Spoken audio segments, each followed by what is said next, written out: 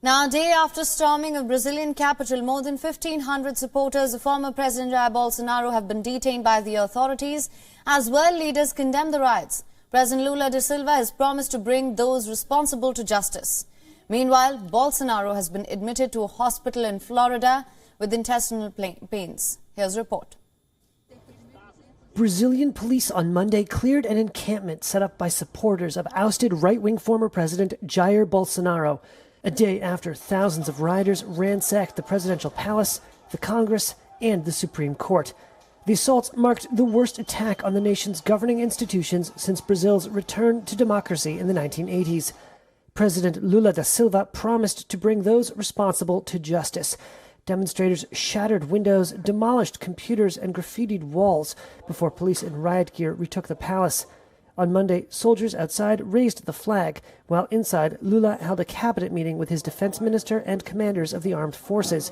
Justice Minister Flávio Dino said 200 demonstrators had been arrested, although that number is expected to rise. U.S. President Joe Biden joined other world leaders in condemning Sunday's riots, calling them, quote, outrageous. Sunday's attacks recalled for many the assault on the U.S. Capitol 2 years ago by backers of former President Donald Trump. Dan Restrepo is with the Center for American Progress. Unfortunately, it's a story that's quite familiar, certainly to Americans. You have a quasi-authoritarian right-wing former president who doesn't accept an election result, in this case, Jair Bolsonaro, who actually fled Brazil a couple of days before the inauguration on January 1st of President Lula da Silva.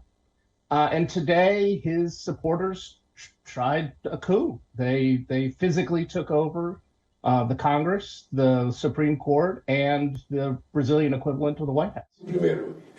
Lula blamed Bolsonaro for inflaming his supporters after a campaign of baseless allegations about election fraud after the end of his rule, marked by divisive nationalist populism. Bolsonaro denied inciting his supporters and said the rioters had, quote, crossed the line. He left Brazil shortly after he lost the election and has been living in Florida. A Brazilian newspaper on Monday reported the former president was hospitalized in the U.S. with abdominal pain. A source close to his family said Bolsonaro's condition was, quote, not worrying. At least one Democratic lawmaker is calling for the U.S. to expel the right-wing former president. Representative Joaquin Castro of Texas on Sunday told CNN, quote, the United States should not be a refuge for this authoritarian who has inspired domestic terrorism in Brazil. He should be sent back to Brazil. The White House on Monday said it had received no requests from the Brazilian government regarding Bolsonaro's status in the U.S. WION is now available in your country. Download the app now. Get all the news on the move.